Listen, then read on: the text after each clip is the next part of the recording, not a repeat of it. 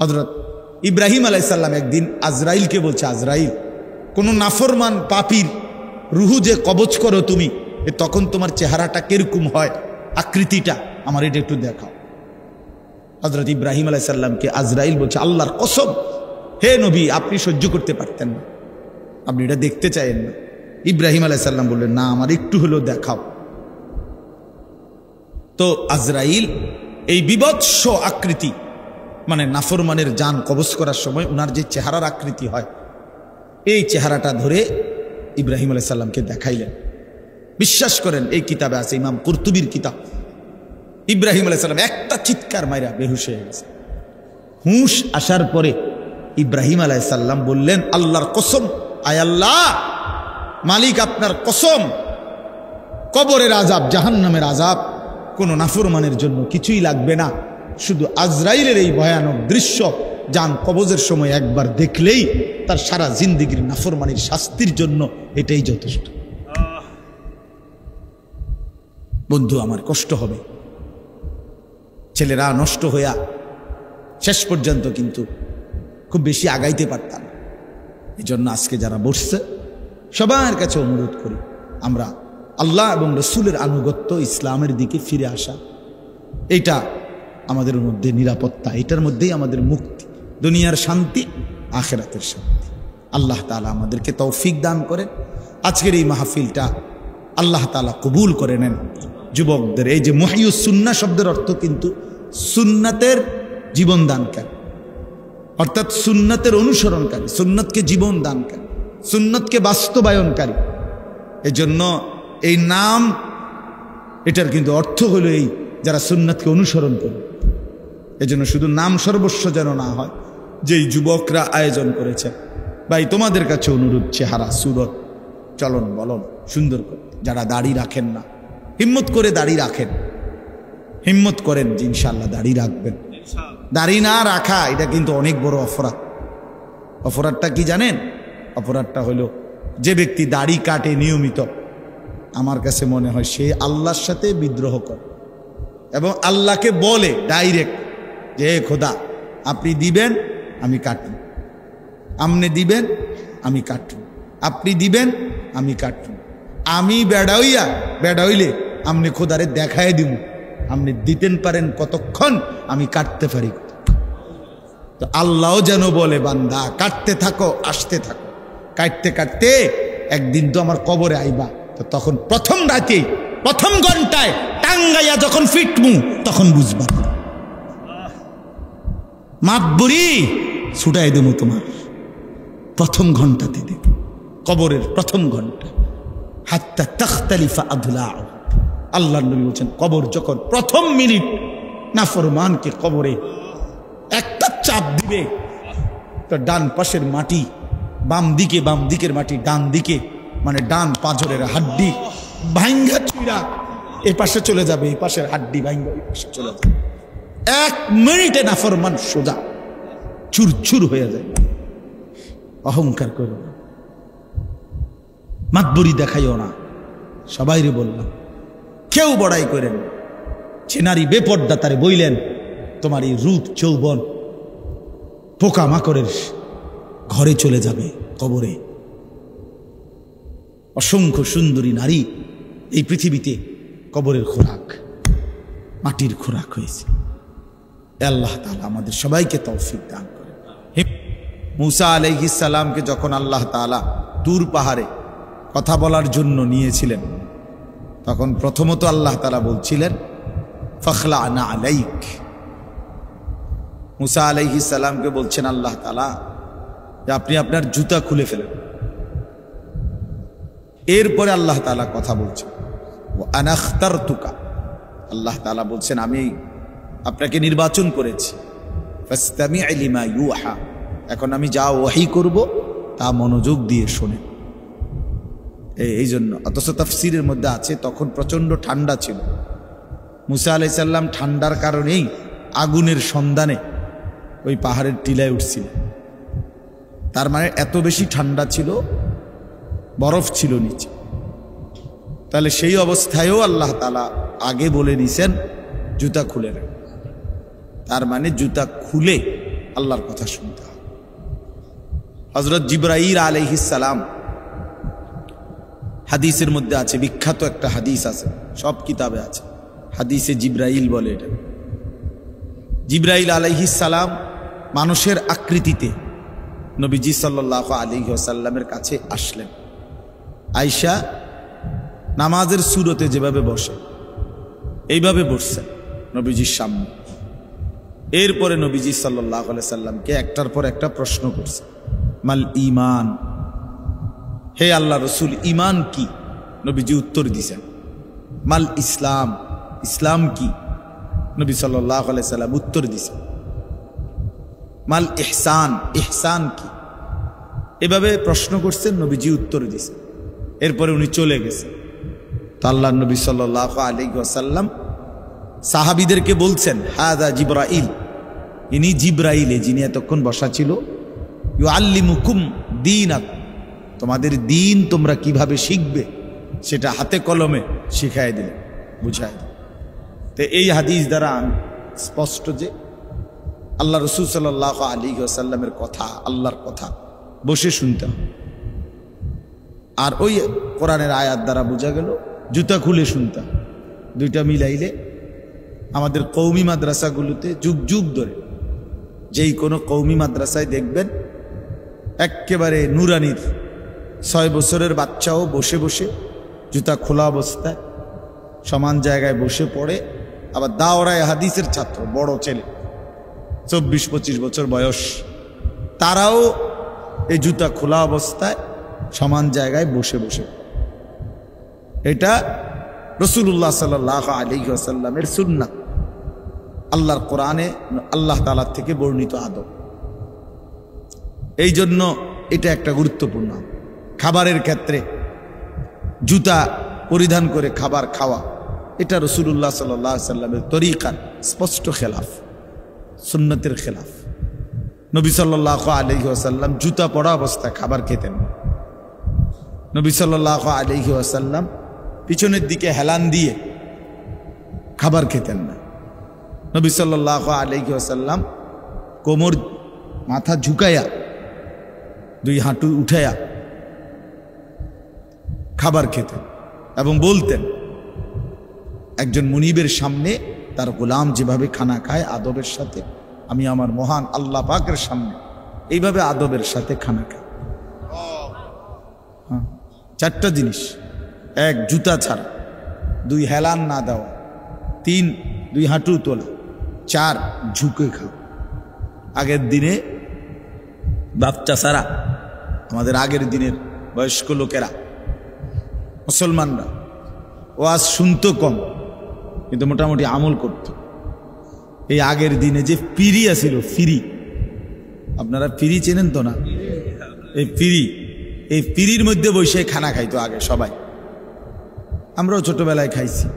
তো ওইটা পুরা সুন্নাত মোতাবেক, কারণ পিড়িতে বসলে জুতা লাগে না, পিড়িতে বসলে পিছন দিক দিয়ে হেলান দেওয়া যায় না, পিড়িতে বসলে অটোমেটিকলি 2 হাঁটু উঠে যায়। পিড়িতে বইয়া খাইতে চাইলে মাথা নুইয়েই খাইতে, মানে এই একটা পিড়িতে বসাইয়া 4টা তরিকা সুন্নাত আদায় হয়ে গেছে।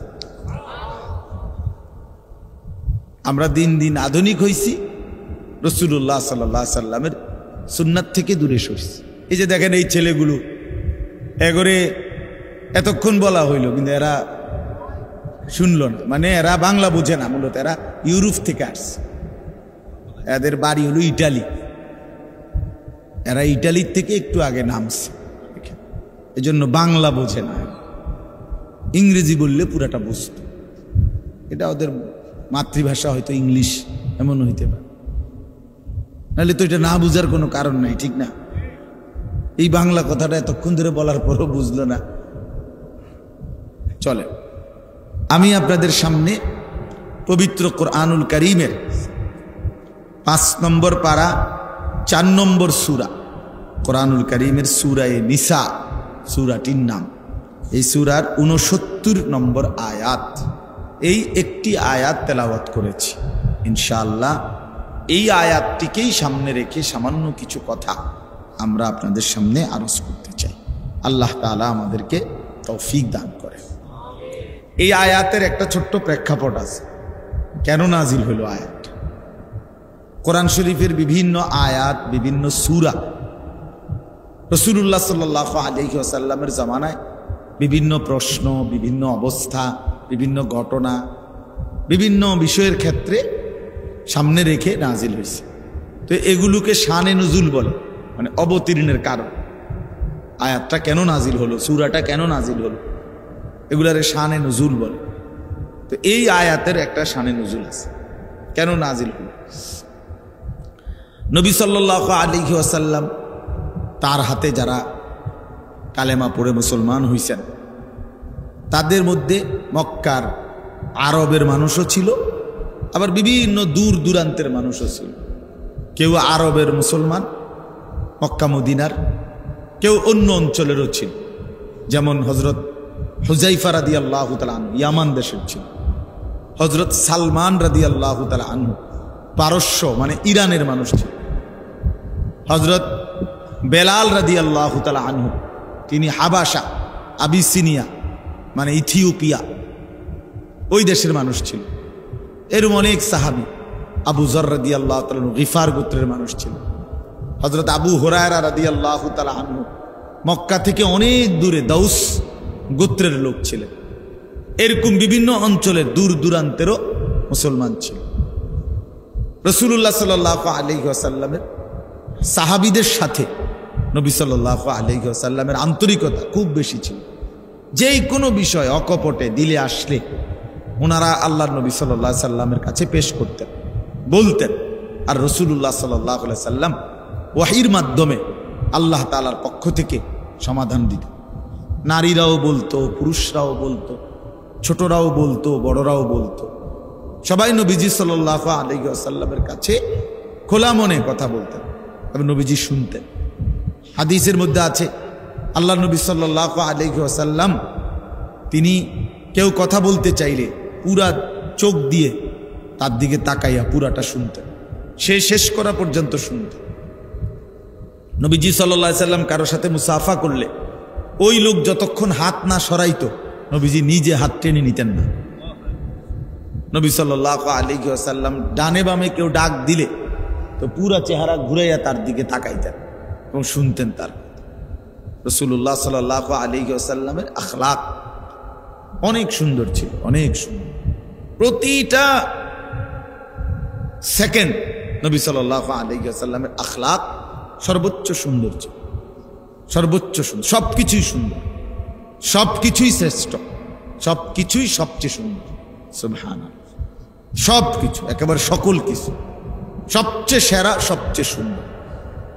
তো একদিন আল্লাহ নবী সাল্লাল্লাহু আলাইহি ওয়াসাল্লামের একজন সাহাবী, উনি ছিলেন হাবশি, এই কালো নিগ্রু মানুষ, আফ্রিকা, একদম কুচকুচে কালো নিগ্রু সাহাবী।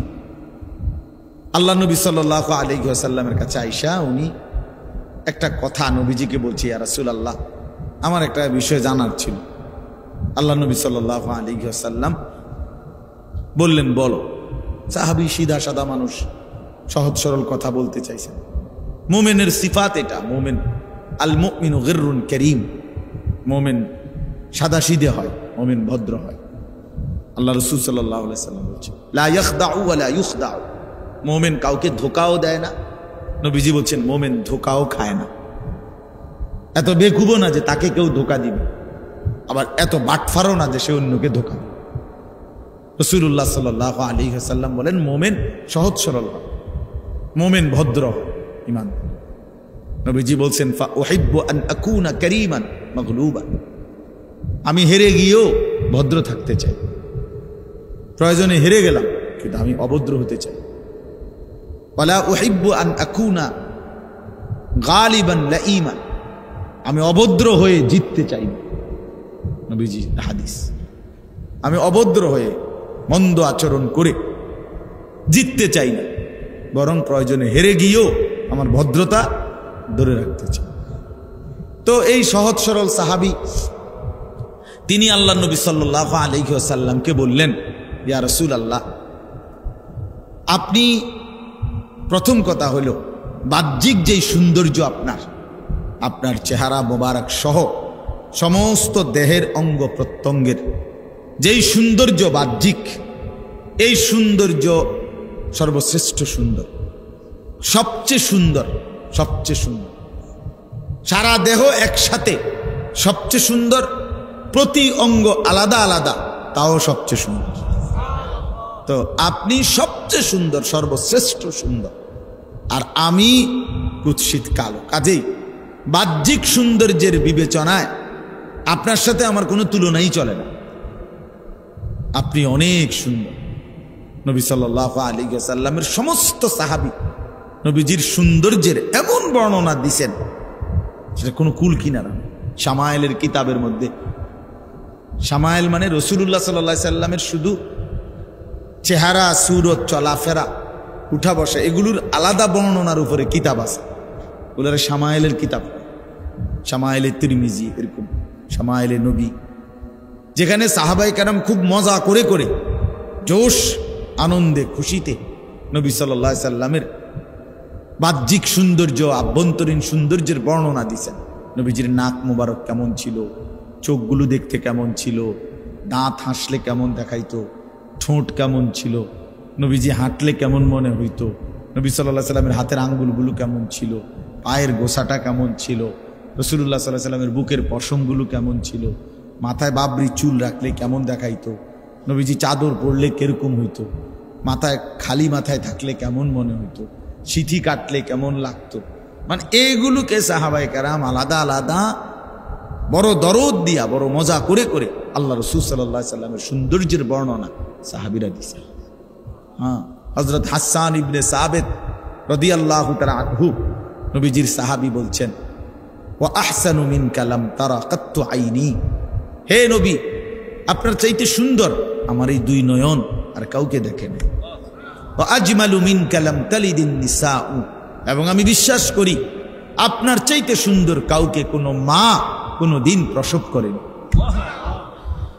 খুলিকতা মুবাররাআম মিন কুল্লি আইব, আপনাকে আল্লাহ তাআলা সৃষ্টি করেছেন সমস্ত ত্রুটি, বিচ্যুতি, দোষ থেকে পবিত্র করে।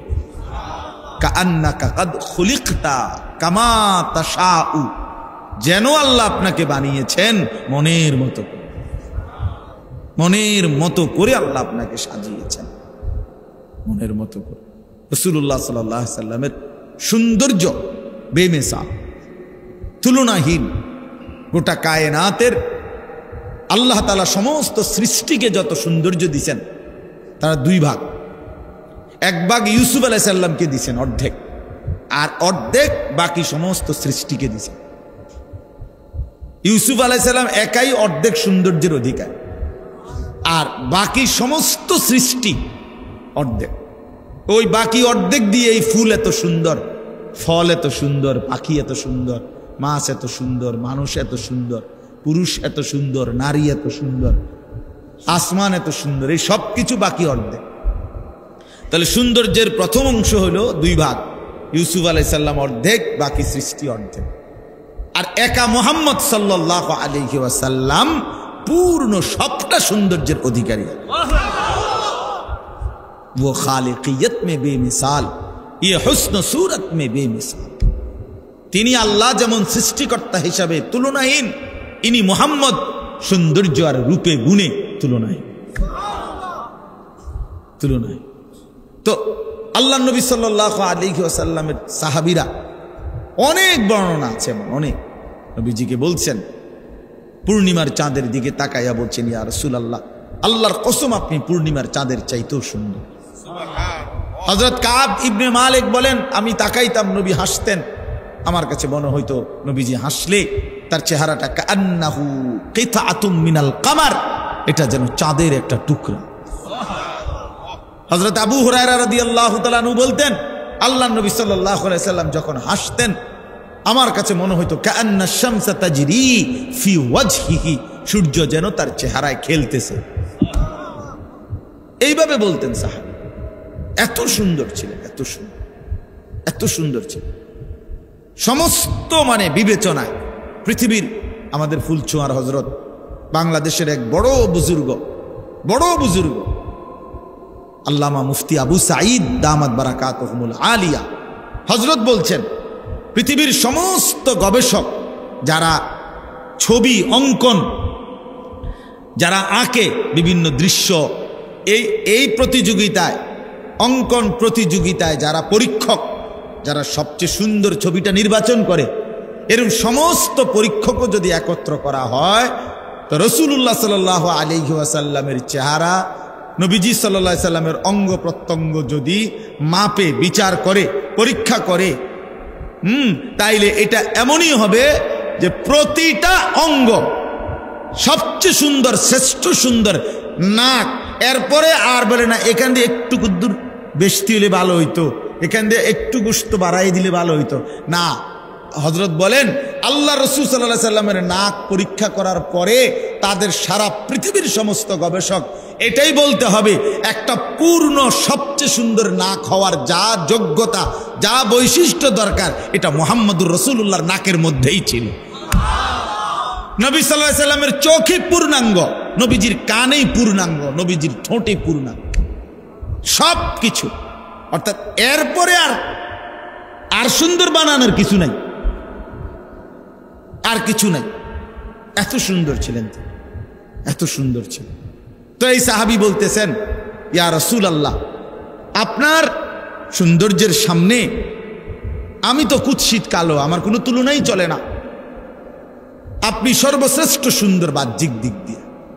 এবার আসেন, উনি দ্বিতীয় কথা বললেন, ওই হাবশী সাহাবী বলতেছেন, কালো সাহাবী, ইয়া রাসূলুল্লাহ, যেরকম ভাবে বাহ্যিক দিক দিয়ে, বাহ্যিক সৌন্দর্যের বিবেচনায় আপনার সাথে আমার কোনো তুলনা নাই, ঠিক তেমনি ভাবে আভ্যন্তরীণ সৌন্দর্য, একটা তো হলো বাহ্যিক সৌন্দর্য, আর একটা হলো অন্তরের সৌন্দর্য, মানে আর্থিকভাবে, আভ্যন্তরীণভাবে যত গুণ, ঈমান, ইলম, হিকমত, তাকওয়া, জুহুদ, দুনিয়া বিমুখতা, সবর, তাওয়াক্কুল, যত উত্তম গুণাবলী আছে মানবীয় ভিতরে, একজন সর্বশ্রেষ্ঠ উত্তম যত আখলাক, চরিত্র, গুণাবলী, বৈশিষ্ট্য, এগুলোর দিক থেকেও আপনি সর্বশ্রেষ্ঠ। বুইসতু লিউতাম্মিমা মাকারিমাল আখলাক। আল্লাহ নবী সাল্লাল্লাহু আলাইহি ওয়াসাল্লাম বলেন, সমস্ত চরিত্রের পরিপূর্ণতা দানের জন্যই আমি রাসূল আল্লাহর পক্ষ থেকে আবির্ভাব হয়েছি। ক্ষমা, সর্বশ্রেষ্ঠ ক্ষমা কেমন হয়, এটা রাসূলুল্লাহ সাল্লাল্লাহু আলাইহি ওয়াসাল্লামের মধ্যে ছিল।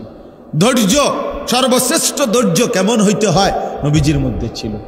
পরোপকার, সর্বশ্রেষ্ঠ কেমন হওয়া উচিত, নবীজির মধ্যে ছিল।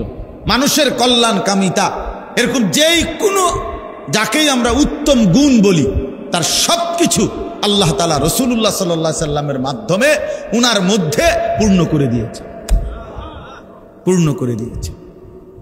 হ্যাঁ, হুসনে ইউসুফ দমে ঈসা, ইয়াদে বাইদা দারি, আঁচে খুবা হামা দারন্দ, তু তনহা দার। আল্লামা ইকবাল বলছেন, হে নবী, ইউসুফের সৌন্দর্য, মুসার মোজেজা, ঈসার মোজেজা, এভাবে ১৬ লক্ষ নবী রসুলের সমস্ত গুণ বৈশিষ্ট্য যদি আপনি একা আপনার মাঝে খুঁজি, তু তনহা দারি, আপনি একাই সব নিয়ে আছেন, আপনি একাই সব বৈশিষ্ট্য। তো এই হাবশী সাহাবী বললেন, ইয়া রাসূলুল্লাহ, আপনার আভ্যন্তরীণ আর্থিক ভিতরের আখলাক, চরিত্র, গুণ, সেটাও শ্রেষ্ঠ, আমার সাথে কোনো তুলনা নাই। কিন্তু শোনেন মনোযোগ দিয়ে, উনি বলতেছেন, তাইলে আমার বাহ্যিক সৌন্দর্যের সাথেও আমার কোনো তুলনা হয় না, আভ্যন্তরীণ সৌন্দর্যের সাথেও আমার কোনো তুলনা হয় না। কিন্তু ইয়া রাসূলুল্লাহ, আমি একজন সাধারণ হাবশী কালো সাহাবী, আমার জীবনটা আমি কষ্ট করেই চালাই, কোনো রকম চালাই, কিন্তু যত কষ্ট, পেরেশানি, দুঃখ, অভাব, অস্থিরতাই হয় আমার আছে, কিন্তু আমি বারবার সারাক্ষণই প্রতিনিয়ত আপনি রাসূলুল্লাহ সাল্লাল্লাহু আলাইহি সাল্লামের কাছে আসি, আপনার কাছে বসি, আর আপনার চেহারা মোবারকের দিকে তাকাই। তিনি বলেন, আল্লাহর কসম নবী, আপনার ওই চেহারায় আনোয়ার, আপনার ওই সৌন্দর্যপূর্ণ চেহারা দেখলেই আমি আমার সমস্ত দুঃখ, বেদনা, অস্থিরতা, পেরেশানি, অভাব সব ভুলে যাই, সব মিটে যায় আমার।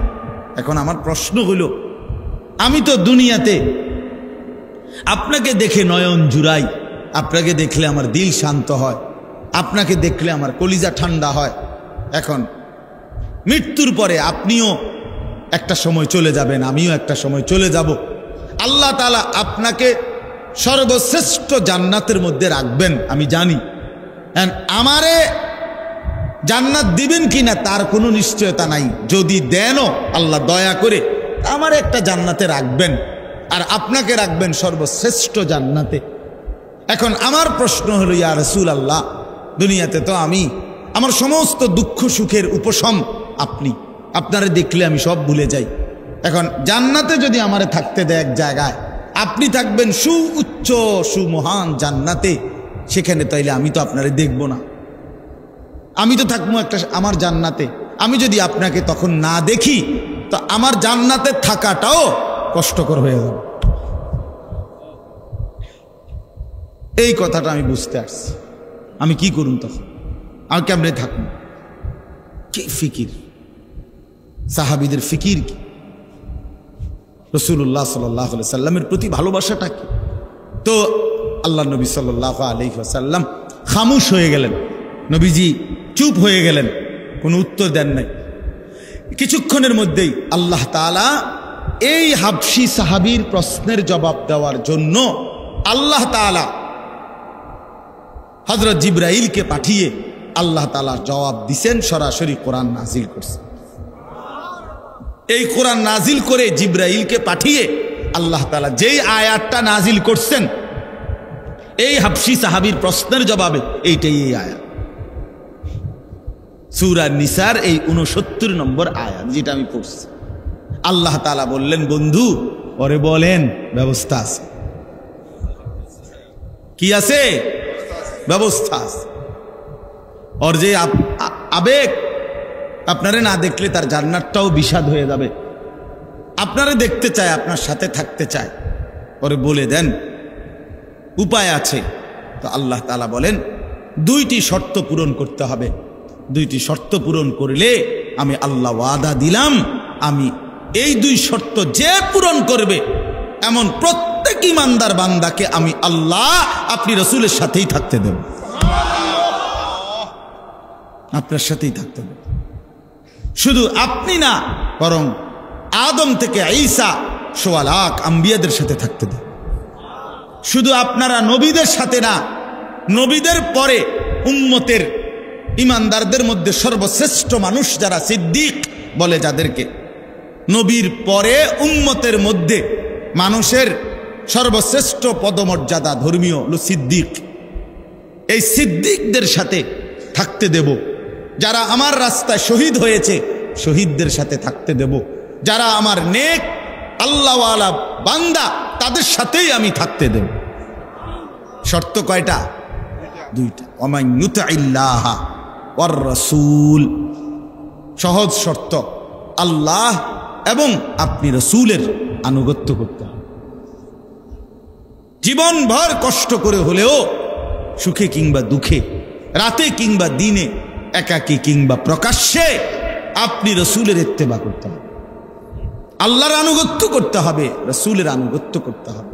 আল্লাহ বলেন এই দুই শর্ত পূরণ করতে বলেন, আল্লাহর আনুগত্য, রাসূলের আনুগত্য। তাহলে কি হবে?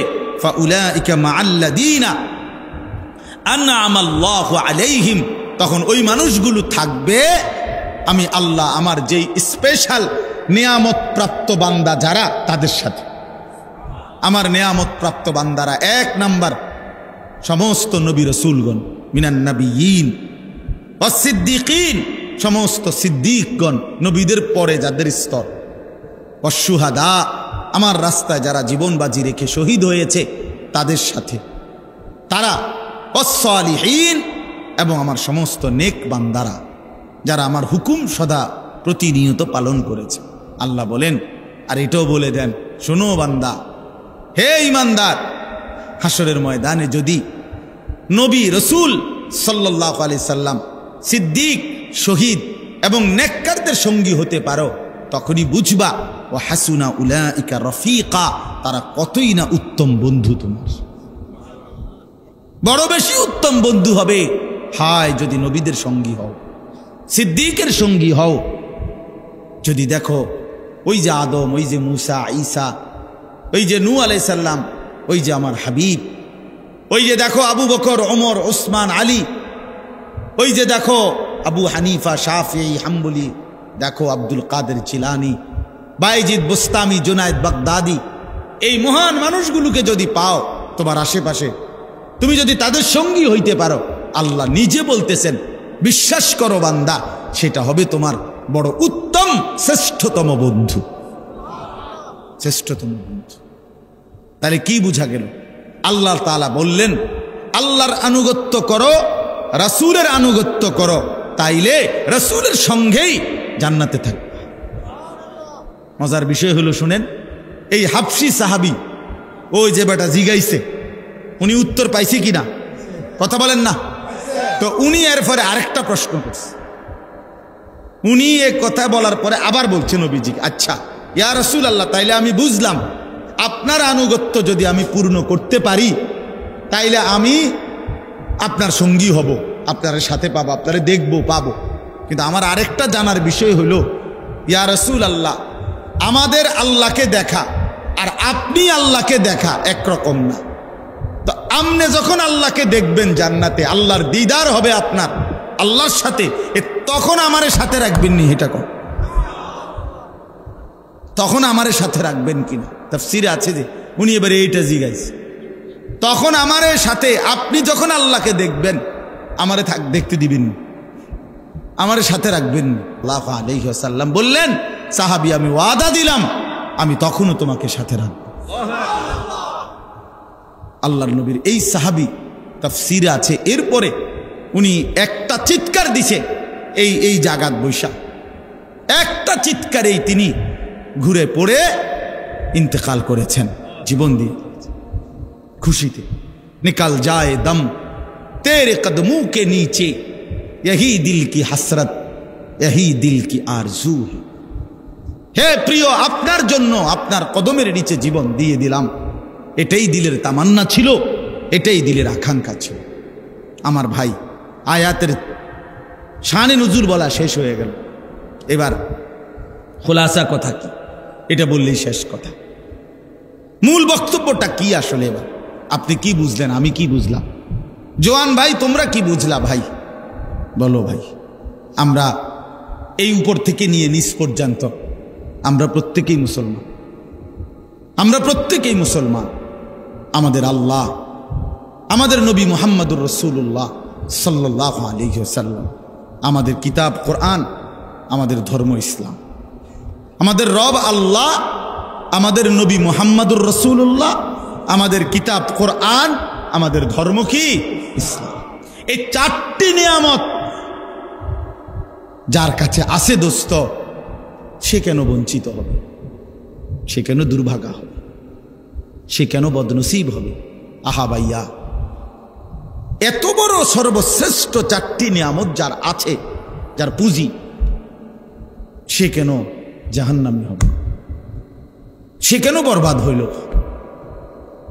সে কেন আল্লাহর অবাধ্যতা করলো? আল্লাহ যার রব, মুহাম্মদুর রাসূলুল্লাহ যার রাসূল, কোরআন যার কিতাব, ইসলাম যার ধর্ম। আমার বন্ধু, কি কারণে আমরা হেরে গেলাম? কি কারণ? কি কারণ? আজকের পৃথিবীতে যারা, আমার ভাই আমার এই শেষ কথাগুলো মনোযোগ দিয়ে শোনো, আজকের পৃথিবীতে যারা খ্রিস্টান, সারা পৃথিবীতে গোটা ইউরোপের সব খ্রিস্টান, তাদের কারো কাছে, কসম আল্লাহ, তাদের কারো কাছে, খ্রিস্টানরা ঈসা নবীর অনুসারী, কিন্তু তাদের কাছে ঈসা নবীর উপরে নাজিলকৃত আল্লাহ যেই ইনজিল কিতাব নাজিল করছে, আসমানি কিতাব, ওই আসমানি কিতাবের কোনো নিখুঁত কপি, ওই কিতাবের কোনো মূল কপি সারা পৃথিবীর, এই মুহূর্তে সারা পৃথিবীতে যত কোটি কোটি খ্রিস্টান আছে, যত জাদুঘর আছে তাদের, যত গবেষণাগার আছে তাদের, কারো কাছে, তাদের কাছে একটি নিখুঁত আল্লাহ কর্তৃক নাজিলকৃত ইনজিল আসমানি কিতাব তাদের কাছে নাই। কসম আল্লাহ, এটা তারাও মানে, তাদের কাছেও স্বীকৃত। এই ইনজিল নামে, বাইবেল নামে কিতাবুল মুকাদ্দাস, কখনো নাম দেয় কিতাবুল মুকাদ্দাস, কখনো নাম দেয় ইনজিল শরীফ, কখনো নাম দেয় বাইবেল শরীফ। এক এক সময় এক এক শরীফ নাম দেয়, কিন্তু কোনো শরীফই আসল শরীফ না, সব হলো নকল শরীফ, আসলি না। এগুলো সব ঈসা আলাইহিস সালামকে আল্লাহ তাআলা আসমানে তুলে নেওয়ারও কমপক্ষে 600 বছর পরে লিখিত। তাদের পরবর্তী কোনো মনীষী গুরু ধর্মযাজকদের এই বিভিন্ন মানুষের মুখে মুখে প্রচারিত বিভিন্ন মুখ নিঃসৃত কথা বানাইয়া সানাইয়া এগুলা লিখছে। আজকের এই দিন পর্যন্ত খ্রিস্টানরা ঈসা আলাইহিস সালামের ব্যাপারে তাদের আকীদা পরিষ্কার করে বলতে পারে না। তাদের কথা হইল ঈসা, মরিয়ম, আল্লাহ, এ 3 খোদা। নাউজুবিল্লাহ। তো বলে যে আল্লাহ যে এক, তোমাদের কিতাবও তো আছে, কহ এটাও ঠিক। আল্লাহ এক খোদা, এটাও ঠিক। তাহলে যদি বলো যে 3 খোদা, এইটাও ঠিক। তো 1 খোদা 3 খোদা, 3 খোদাই 1 খোদা, তো এটা কেমনে ঠিক? কয় এমনি ঠিক, যেমনি কই এমনি ঠিক, যেমনি কয় এমনি। না বুঝাইতে পারলে মনে করেন আমার দাদা, আমার জ্যাঠারে, আমার দাদার খুব রাগ ছিল, প্রচণ্ড রাগী মানুষ ছিলেন আমার দাদা। তো ক্ষেতের মধ্যে ধান, আরে ক্ষেত ওই গরু দিয়া, হালের গরু দিয়া ক্ষেতে হাল চাষ করবার সময় আমার বড় জ্যাঠা কি কথা মনে দেরি করছে না জানি কি, দাদা এই গরুরে যেটা দিয়ে বাইরায়, যে আগের দিনের, হ্যাঁ, এইগুলা দিয়ে ফিরতে ফিরতে জ্যাঠারে একবার শোয়াই লাইছে খেতে কাদার মধ্যে। তো জ্যাঠার খুব জ্বর উঠছে, অসুস্থ হয়ে গেছে জ্যাঠা। আমার আব্বা শহর থেকে, আমার আব্বা শহরে চাকরি করতেন, আব্বা একদিন পরে শূন্য গেছে, গিয়া সব ঘটনা টটনা আমার জ্যাঠার থেকে শূন্য আমার আব্বা বুঝছে যে আমার জ্যাঠার কোনো দোষ নেই। আমার দাদা এটা না বুঝা মারছে আবার। তো দাদারে আমার আব্বা এটা বুঝাইয়া কইছে যে আব্বা আপনি যে হেবড়ারে মারলেন বড় মিয়ারে, এইভাবে বুঝাই কইছে যেটা আপনার এটা ভুল হয়েছে। আপনি মানে মূলত এই ঘটনা উনি করে নাই বা এই কারণে যেটা। তো দাদা বুঝছে কথাটা যে না আসলে তারে অন্যায়ভাবে কি করছে না। তো আমার দাদা চুপ করে, একটু পরে আমার দাদা হঠাৎ আমার আব্বারে কইছে, তাহলে হয়তো দৌড় দিল না গা। বুঝেন নাই কথা?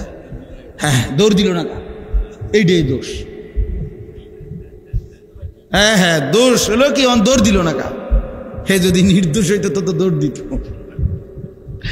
তাই এরা এত বেশি বানোয়াটি, খ্রিস্টানরা একেবারে গাঁজাখুরি কথাবার্তা, এদের বানোয়াটি কথা। আমাদের বাংলাদেশে এরা এই উত্তরবঙ্গে পার্বত্য চট্টগ্রামে আপনারা জানেন প্রতিদিন মুসলমানদেরকে খ্রিস্টান ধর্ম বানানোর ষড়যন্ত্র করছে। ষড়যন্ত্র না, বানাচ্ছে প্রতিদিন। আমাদের এই ছোট্ট বাংলাদেশে, ছোট্ট এই বাংলাদেশ, আমরা দিনাজপুর ছিলাম দাওয়াত ও তাবলীগের সফরে। 40 দিনে দেখছি একটি জেলার মধ্যে না হয়তো 50টা। ওই বাংলাদেশে মিয়া একটা জেলায় কমপক্ষে 50টা হবে গির্জা বাংলাদেশে, অথচ তাদের ধর্মের কোনো গভীরতা বলতে কিচ্ছু নাই। তাদের কাছে আসমানি কোনো নিখুঁত কিতাব নাই, ঈসা আলাইহিস সালামের শিক্ষা তাদের কাছে মোটেই নাই। ইহুদি আজকের পৃথিবীর গোটা পৃথিবীর বিস্ফোরা, গোটা পৃথিবীর যন্ত্রণার নাম কে? ইহুদ, ইসরায়েল। এই কুত্তার মতো নিকৃষ্ট জানোয়ার পৃথিবীতে কেউ নেই। এই দাজ্জাল ফেরাউন নমরুদের চাইতো নিকৃষ্ট এই ইসরায়েলের এই বর্তমান প্রধানমন্ত্রী নেতানিয়াহু, এই বেঈমান ফেরাউনের চাইতে খারাপ। ফেরাউন এত জঘন্য ছিল, নমরুদ এত জঘন্য ছিল, এত হিংস্র। এই ইহুদিদের কাছে আসমানি কিতাবের কোনো শিক্ষাই নেই, শুধু উশৃঙ্খলা, বিশৃঙ্খলা, সন্ত্রাসী, অন্যায়, জবরদখল, মানুষের রক্তে, মুসলমানের রক্তে জমির বিজয় দেওয়া, এই তাদের জিন্দেগি, এই জিন্দেগি। হিন্দু ধর্মের যতগুলো কিতাব একটিও আসমানি কিতাব না। এই মহাভারত, বেদ, পুরাণ, হ্যাঁ, এগুলো সব কিছু তাদের কারো না কারো লেখা, তাদের কারো না কোনো মানুষের লেখা।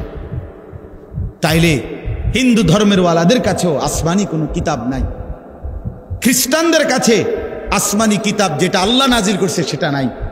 খ্রিস্টান ধর্মের ইহুদিদের কাছে আল্লাহ যেটা নাজিল করছে মুসা নবীর উপরে তাওরাত, ওইটা নাই, বিশ্বাস করেন না। এটা গাছ জোরের কথা না, বাস্তবতার কথা নাই আমার বন্ধু। তাহলে তাদের কারো কাছে আসমানি কিতাব নাই, আল্লাহর ওয়াহি নাই, নবীদের শিক্ষা নাই। এ কারণে তারা বিশৃঙ্খল হয়ে গেছে, এ কারণে তারা এলোমেলো হয়ে গেছে, এ কারণে তারা জাহান্নামের পথে চলে গেছে, এ কারণে তারা বরবাদির পথে চলে গেছে। কিন্তু আমার যুবক বন্ধু, তুমি নষ্ট হইলা কেন? আমার শুধু এই কথাটা বুঝায়, তুমি নষ্ট হইলা কেন? কোন জিনিসের অভাবে পড়া, কোন জিনিস না থাকার কারণে নওজোয়ান তুমি এক ওয়াক্ত নামাজ পড়ো? তোমার কি আল্লাহ নাই? তোমার কি রসুল নাই? তোমার কি কিতাব নাই? তোমার কি কোনো ধর্ম নাই? তুমি এত বড় জানোয়ার হইলা কেমনে?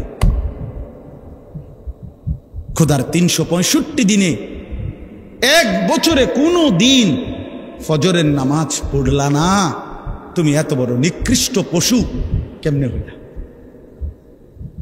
কি কারণে হারায় গেলা? তুমি নষ্ট হয়ে গেল।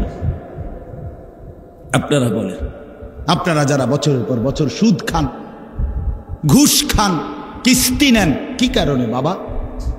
আল্লাহকে চেনেন নাই, এ কারণে না? আপনাদের কোনো নবী নাই, আপনাদের কোনো কিতাব নাই, তাহলে ওই নাফরমান, তাহলে সুদ খান কেন? হারামখোর। কিস্তি নেন কেন? আল্লাহ থেকে নিজেকে আলাদা করে দিলেন কেন? রাসূলুল্লাহ সাল্লাল্লাহু আলাইহি ওয়াসাল্লাম থেকে নিজেকে আলাদা করলেন কেন? কথা বলেন না কেন? যাদের স্ত্রী বেপর্দা, যাদের মেয়ে বেপর্দা, যাদের নিজের জীবনে নবীজির একটা সুন্নতের অনুসরণ না, কোথায় দাড়ি, কোথায় মিসওয়াক, কোথায় দস্তরখান, কোথায় মাথায় টুপি, কোথায় রাসূলুল্লাহ সাল্লাল্লাহু আলাইহি সাল্লামের চুল মুবারক, কোথায় নবী সাল্লাল্লাহু আলাইহি ওয়াসাল্লামের মতো হাঁটা চলার অনুসরণ, কোথায় বাপ? টয়লেট বাথরুমের মধ্যে টয়লেট পেপার ব্যবহার করার প্রবণতা কোথায়? বাম পাও দিয়ে টয়লেটে ঢুকা, ডান পাও দিয়ে টয়লেট থেকে বের হওয়ার, এ কথা মনে পড়ে কতবার? খাবার শুরুতে খাবার শেষে নবীজির সুন্নাত কি, এটা কেন মনে পড়ে না? ঘুমের শুরুতে ঘুমের শেষে রাসূলুল্লাহর তরিকা কি, এটা কেন মনে পড়ে না বাপ? এই সব কিছুতে নবীজির বিরোধিতা। সেই আপনি ইনসাফের সাথে বলেন, আপনি কেমনে সুপারিশ পাবেন?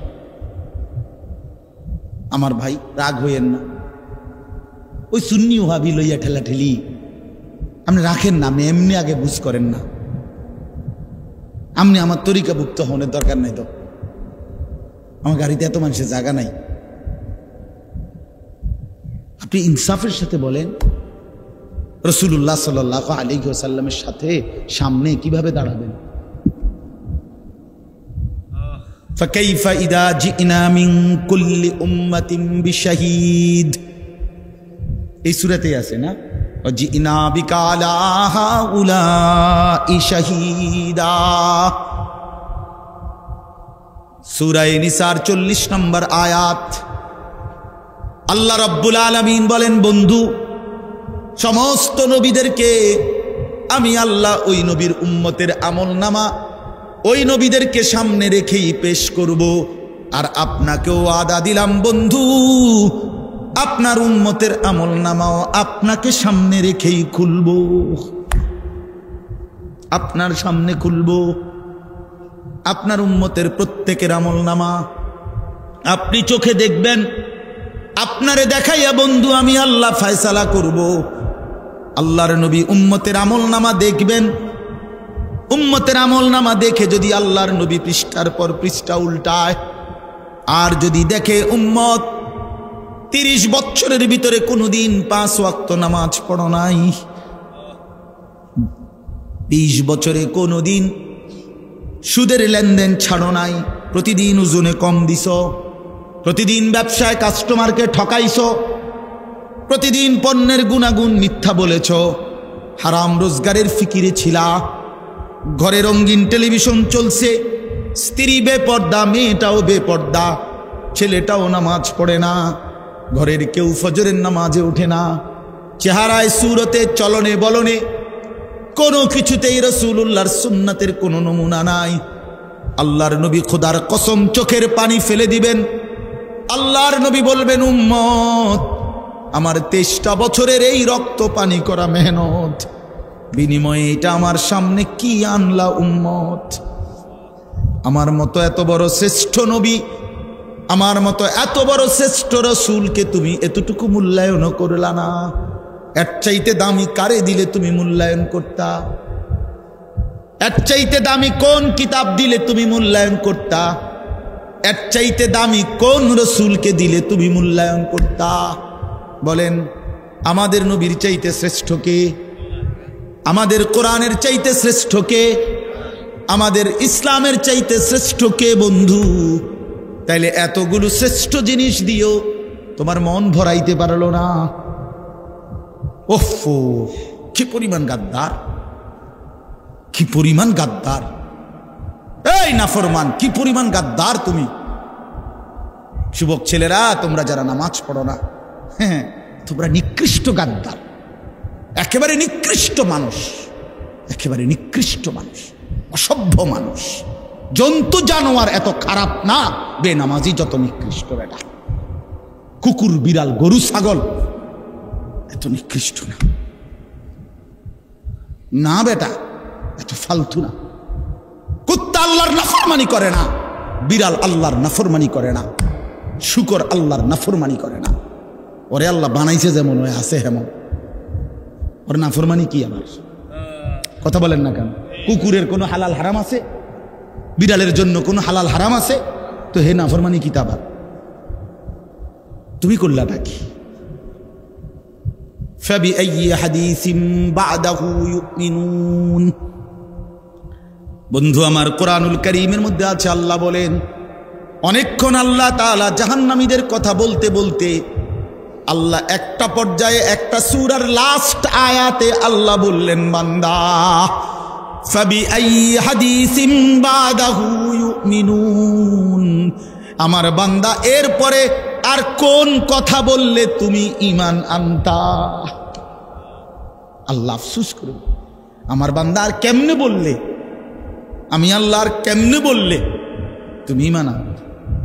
আমি আর কি দিলে ঈমান আনতা? আমি আল্লাহ তোমারে সব কিছু দিলাম, আমি রসুল দিলাম, আমি কোরআন দিলাম, আমি ইসলাম দিলাম, বিনিময়ে আমি কিছুই পাইলাম না, একটা সেজদাও পাইলাম না, একটা সেজদাও পাইলাম। আল্লাহ আমাদেরকে মাফ করে দেন, আল্লাহ আমাদেরকে বুঝ দান করে।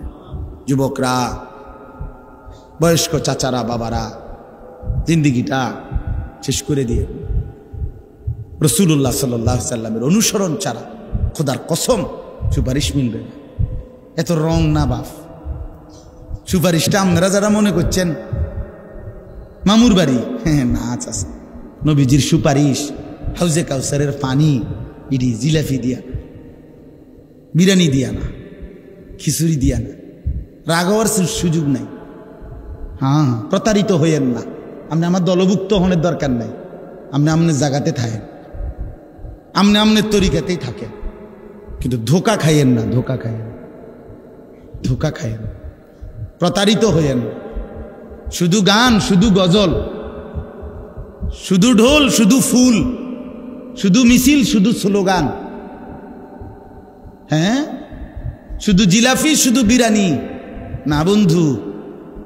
এত বড় শ্রেষ্ঠতম রাসূল 23 বছরে এই সামান্য এই কয়েকটা বিষয়ের জন্য আমাদের কাছ থেকে চেয়ে নবীজি আমাদের কাছ থেকে ভালোবাসার দাবিতে কয়টা বিরিয়ানি আর কয়টা জিলাপি আর কয়টা খিচুড়ি, আর আমরা নবীর জন্য একটা গাড়িতে ফুল লাগাবো আর কিছু প্লে কার্ড দিয়ে আমরা স্লোগান দেব, চিৎকার দেব, হই হুল্লুর করবো। খালাস, 23 বছরের রাসূলুল্লাহ সাল্লাল্লাহু আলাইহি সাল্লামের মেহনতের হক আদায় হয়ে গেছে তো? এটা ইনসাফ বলে? তাইফের রক্তের বদলা হলো তো? উহুদের দান দান শহীদের বদলা হলো তো?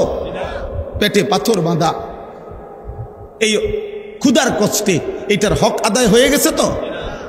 তাইলে তাইলে কিতা সুন্নি কিতা ওয়াহাবি কিতা? হ্যাঁ, কিতা আসলে কে লাগাই দিল এটা? কে লাগাই দিল? কি লাগাই দিল? যদি সুন্নি মানে হয় রাসূলুল্লাহ সাল্লাল্লাহু আলাইহি সাল্লামের সুন্নাত ওয়ালা, তো এটাও তো মুমিনের হওয়া দরকার। যদি ওয়াহাবি অর্থ তো হলো আল্লাহওয়ালা, আল্লাহর নাম এটা ওয়াহাব, তো আল্লাহওয়ালাও তো মুমিনের হওয়া দরকার, নবীওয়ালাও তো মুমিনের হওয়া দরকার। আল্লাহ তো বলছেন ওয়া মান ইউতিল্লাহ ওয়ার রাসূল, আল্লাহর আনুগত্য যে করবে, রাসূলের আনুগত্য যে করবে, তো এক মুমিন তো আল্লাহওয়ালাও হওয়া দরকার, নবীওয়ালাও হওয়া দরকার। কথা বলে নামাজ পড়বেন আল্লাহর হুকুম, অনুসরণ করবেন রাসূলের তরিকা, রোজা রাখবেন আল্লাহর হুকুম কিন্তু অনুসরণ করবেন রাসূলের তরিকা। সোজা হিসাব, সোজা হিসাব। এই জন্য আপনাদের কাছে আমার অনুরোধ, মেহেরবানি করে ছেলেরা, বাবারা, পর্দার আড়ালের মা বোনরা সবাই মিলে সিদ্ধান্ত, এত বোকা হইয়েন না, এত বোকা হইয়েন, এত বোকা হইয়েন। অনেক ছেলে দেখেন তাকাইয়া, মাশাআল্লাহ অনেক ছেলে বসছে, কিন্তু বন্ধু চেহারা দেখলেই বোঝা যায় নামাজ পড়ো না, চেহারায় দয়া মায়া নাই, চেহারায় দয়া মায়া নাই, চুলের কোনো সাইজ নাই, চেহারার কোনো সুরত নাই, জামা কাপড় পোশাকের কোনো তাল নাই, কি করো, কি খাও, কোথায় রাত কাটাও, সারা রাত এই এক মোবাইল দিয়া জিন্দিগি পার করতেছ, এটা সুস্থ স্বাভাবিক মানুষ হইতে পারে না। এত ছবি, এত নারী, এত উলঙ্গ দৃশ্য কোনো স্বাভাবিক মানুষ দেখে না। কিন্তু পাগল ছাড়া, মাতাল ছাড়া আর কেউ না, আর কেউ এক ওয়াক্ত নামাজ পড়তে পারে না, মন চায় না। আমি সেদিন বললাম যে আপন মা জীবিত, আমার এই কথাটা শেষ খেয়াল করে, আপন মা বাবা জীবিত, ঘরে ছেলেটা ঘরে ঘুমায়, বাপ মাও আছে, কিন্তু বছরের পর বছর কোনোদিন নামাজ পড়ে না, বাপ মাও কিছু বলে না। আরে বাবা, বিশ্বাস করেন, আমার কাছে মনে হয় জানেন যে এই সন্তানের উপরে আল্লাহর এত বড় লানত পড়ছে, খোদার গজব পড়ছে তার উপরে, যে আল্লাহ তাআলা তার মা বাবার কলজাত থেকেও এই সন্তানের আখিরাতের ফিকির সরায় দিয়েছে। আপন মা বাবা আর আপন সন্তানের ফিকির কর, যা তুই বাদ, তুই নষ্ট হয়ে যা, কাজ নষ্ট হয়ে যা। এই জন্য আমি অনুরোধ করছি, একটা ছেলেও যদি শুনে থাকেন, একটা বাবাও শুনে থাকেন, পুরা কোরআনুল কারীমের মধ্যে আল্লাহ তাআলা বিশ্বাস করেন। আবারও বলছি, নবীজির কথা বারবার আল্লাহ বলছে, ফাত্তাবিউনি, আমার নবীকে অনুসরণ করো, ইউহিব্বুকুমুল্লাহ, আমি ভালোবাসবো, ওয়াত্তাবিউহু লাআল্লাকুম তাহতাদুন, আল্লাহ বলেন আমার রাসূলের অনুসরণ করো, নিশ্চিত হেদায়েত পেয়ে যাও। আল্লাহ বলেন ফাল্লাযীনা আমানু বিহি ওয়া আযযারুহু ওয়া নাসারুহু ওয়াত্তাবাউন নূরাল্লাযী উনজিলা মাআহু, যারা আমার রাসূলের প্রতি ঈমান আনবে, আমার রাসূলকে সম্মান করবে, আমার রাসূলের দ্বীনের কাজে সাহায্য করবে, আমার রাসূলের উপরে নাজিলকৃত কোরআনকে যারা অনুসরণ করবে, খোদার কসম আল্লাহ বলছে উলাইকা হুমুল মুফলিহুন, তারা নিশ্চিত সফল কৃতকার্য জান্নাতি। পুরা কোরআনে আল্লাহ বলছেন রাসূলুল্লাহ সাল্লাল্লাহু আলাইহি সাল্লামের ভালোবাসা আল্লাহ তাআলা অনুসরণের মাধ্যমে বুঝাইছেন। অনুসরণ সুন্নাত মোতাবেক, পেশাব, পায়খানা, ওযু, গোসল, হ্যাঁ, হাঁটা চলা, উঠা বসা, খানা খাদ্য, ঘর পরিবার, স্ত্রী সংসার, বাজার ব্যবসা, আয় রোজগার, লেনদেন, দেশ জাতি রাষ্ট্র পরিচালনা, সকল বিষয়ে আল্লাহ নবী সাল্লাল্লাহু আলাইহি ওয়াসাল্লামের তরিকা অনুসরণ করা। বলে আমি এক লগে হুজুর সবডি কুলামু পারমুনি, আপনি সবই পারতেন না বললা শুরুই করতেন না, এটা কোন কথা? কথা বুঝেন নাই আপনি? আমাদের আরবিতে একটা প্রবাদ আছে, মা লা ইউদরিকু কুল্লু লা ইয়াতরুকু কুল্লু, যেটা তুমি ফুরাটা ফাটতা না, এই কারণে ফুরাটা ছাইরো না। বুঝেন নাই কথাটা? হ্যাঁ, এই জন্য আজকে ইনশাআল্লাহ আমরা এই সিদ্ধান্ত নেই প্রত্যেকেই যে আমরা প্রিয় নবী সাল্লাল্লাহু আলাইহি ওয়াসাল্লামকে অনুসরণের মাধ্যমে ভালোবাসো। কিসের মাধ্যমে কোন? আবার বলেন ভাই, কিসের মাধ্যমে? হ্যাঁ, ঝগড়াঝাটির কোনো দরকার নেই, জান্নাতে যাওয়া দরকার। সবাই নিয়ত করেন ইনশাআল্লাহ যে সবাই জান্নাতি হবে, জান্নাতি হওয়া দরকার। জাহান্নাম টিকবেন না, কবরের আযাবে টিকবেন না, টিকবেন না, কবরের আযাবে টিকবেন না। হ্যাঁ, আমরা কিতাবে পড়ছি ঈসা আলাইহিস সালাম নূহ আলাইহিস সালামের জামানার ওনার একজন সন্তানকে কবর থেকে উঠাইছেন আল্লাহর কুদরতে। দেখছেন ওনার চুল দাড়ি সাদা হয়ে গেছে। তো নূহ আলাইহিস সালামের জামানার মানুষের চুল দাড়ি সাদা হতো না, কিতাবে আছে, যত বৃদ্ধই হইতো। ঈসা আলাইহিস সালাম জিজ্ঞেস করছে, আপনার চুল দাড়ি সাদা হলো কেন? কোচে বলে, শুনেন, 450 বছর দুনিয়ার হায়াত পাইছি আমি, আমার কোনোদিন চুল দাড়ি সাদা ছিল না, হয় নাই। কিন্তু শুধুমাত্র মালাকুল মউত আজরাইল যখন আমার জান কবজ করে, তিনি বলেন, ওই নূহ আলাইহিস সালামের বংশধর বলে, আল্লাহর কসম, এই জান কবজের সময় সাকরাতুল মউত, মৃত্যুর যেই যন্ত্রণাটা লাগছে, ওই এইটুকু যন্ত্রণায় আমার চুল দাড়ি সাদা হয়ে গেছে। এরপরে তো রইছে বাপ, এরপরে তো রইছে, এরপরে তো সামনে রয়েছে। হযরত, আমার কাছে কিতাব, আমার গাড়িতে কিতাবটা আছে। হযরত ইব্রাহিম আলাইহিস সালাম একদিন আজরাইলকে বলছে, আজরাইল, কোন নাফরমান পাপীর রুহু যে কবজ করো তুমি, তখন তোমার চেহারাটা কিরকম হয়, আকৃতিটা আমার এটা একটু দেখাও। হযরত ইব্রাহিম আলাইহিস সালামকে আজরাইল বলছে, আল্লাহর কসম, হে নবী, আপনি সহ্য করতে পারতেন না, আপনি এটা দেখতে চাইেন না। ইব্রাহিম আলাইহিস সালাম বললেন, না, আমার একটু হলেও দেখাও। তো আজরাইল এই বিভৎস আকৃতি, মানে নাফরমানের জান কবজ করার সময় ওনার যে চেহারার আকৃতি হয়, এই চেহারাটা ধরে ইব্রাহিম আলাইহিস সালামকে দেখাইলেন। বিশ্বাস করেন, এই কিতাবে আছে, ইমাম কুরতুবীর কিতাব। ইব্রাহিম আলাইহিস সালাম একটা চিৎকার মাইরা বেহুশ হয়ে গেছে। হুঁশ আসার পরে ইব্রাহিম আলাইহিস সালাম বললেন, আল্লাহর কসম, আয় আল্লাহ, মালিক আপনার কসম, কবরের আযাব, জাহান্নামের আযাব কোনো নাফরমানের জন্য কিছুই লাগবে না, শুধু আজরাইলের এই ভয়ানক দৃশ্য জান কবজের সময় একবার দেখলেই তার সারা জিন্দেগীর নাফরমানির শাস্তির জন্য এটাই যথেষ্ট। বন্ধু আমার, কষ্ট হবে, ছেলেরা নষ্ট হইয়া শেষ পর্যন্ত কিন্তু খুব বেশি আগাইতে পারতাম। এই জন্য আজকে যারা বসছে সবার কাছে অনুরোধ করি, আমরা আল্লাহ এবং রসুলের আনুগত্য, ইসলামের দিকে ফিরে আসা, এইটা আমাদের মধ্যে নিরাপত্তা, এটার মধ্যেই আমাদের মুক্তি, দুনিয়ার শান্তি, আখিরাতের শান্তি। আল্লাহ তাআলা আমাদেরকে তৌফিক দান করেন। আজকের এই মাহফিলটা আল্লাহ তাআলা কবুল করে নেন। যুবকদের এই যে মুহিয়ুস সুন্নাহ শব্দের অর্থ কিন্তু সুন্নাতের জীবন দানকারী, অর্থাৎ সুন্নাতের অনুসরণকারী, সুন্নতকে জীবন দানকারী, সুন্নতকে বাস্তবায়নকারী। এই জন্য এই নাম, এটার কিন্তু অর্থ হলো এই, যারা সুন্নতকে অনুসরণ করে। এজন্য শুধু নাম সর্বস্ব যেন না হয়। যেই যুবকরা আয়োজন করেছে, ভাই তোমাদের কাছে অনুরোধ, চেহারা, সুরত, চলন বলন সুন্দর করে, যারা দাড়ি রাখেন না, হিম্মত করে দাড়ি রাখেন, হিম্মত করেন যে ইনশাআল্লাহ দাড়ি রাখবেন। দাড়ি না রাখা এটা কিন্তু অনেক বড় অপরাধ। অপরাধটা কি জানেন? অপরাধটা হলো, যে ব্যক্তি দাড়ি কাটে নিয়মিত, আমার কাছে মনে হয় সে আল্লাহর সাথে বিদ্রোহ করে এবং আল্লাহকে বলে ডাইরেক্ট যে খোদা আপনি দিবেন আমি কাটব, আপনি দিবেন আমি কাটব, আপনি দিবেন আমি কাটব, আমি বেড়া হইলে আপনি খোদারে দেখায় দিব, আপনি দিতেন পারেন কতক্ষণ, আমি কাটতে পারি। তো আল্লাহও যেন বলে, বান্দা কাটতে থাকো, আসতে থাকো, কাটতে কাটতে একদিন তো আমার কবরে আইবা, তো তখন প্রথম রাতে, প্রথম ঘন্টায় টাঙ্গাইয়া যখন ফিটমু তখন বুঝবা,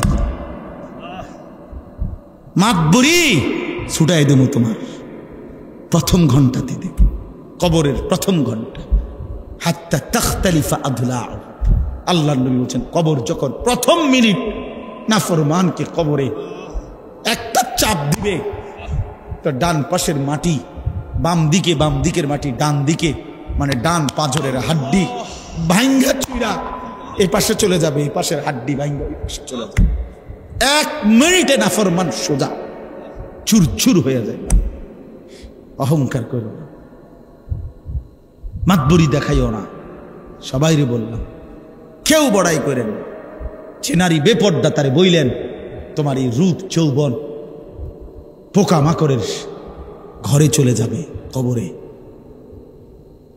অসংখ্য সুন্দরী নারী এই পৃথিবীতে কবরের খোরাক, মাটির খোরাক হয়েছে।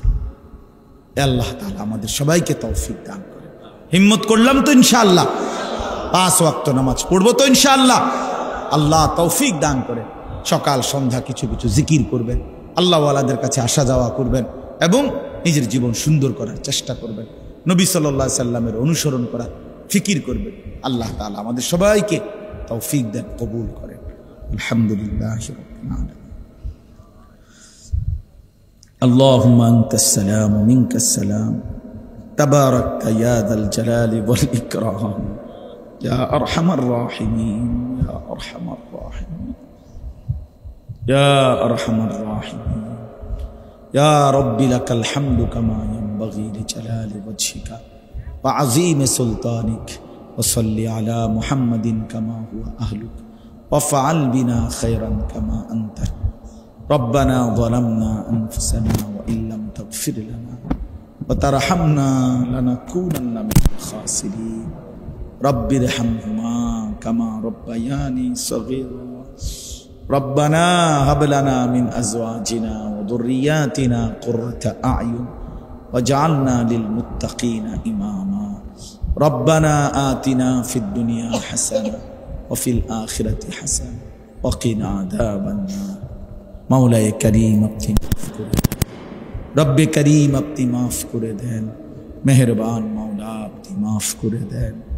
রাত অনেক গভীর মাওলা, চারিদিকে অন্ধকার মাওলা, আপনার কোটি কোটি বান্দা ঘুমায় গেছে, আমরা অল্প কয়েকজন নাফরমান ঘুমাই নাই। আল্লাহ, কবরের ভয় লাগলো, জাহান্নামের কথা মনে পড়লো, আসরের ময়দানের কথা শুন ভয় পেয়ে গেলাম। পেছন দিকে তাকিয়ে দেখি খুব বেশি অন্ধকার, জীবনের পেছনটা শুধুই নাফরমানি মাওলা। কবরের কোনো পুঁজি নাই, আখিরাতের কোনো সামান নাই, বন্দিগির কোনো হক আদায় করতে পারি না। আপনার নাফরমানিতেই জিন্দেগি গেছে মাওলা। আজ রাত গভীরে আপনার কাছে ফরিয়াদ, আপনি মাফ করে দেন, ফিরায় দেন না মাওলা।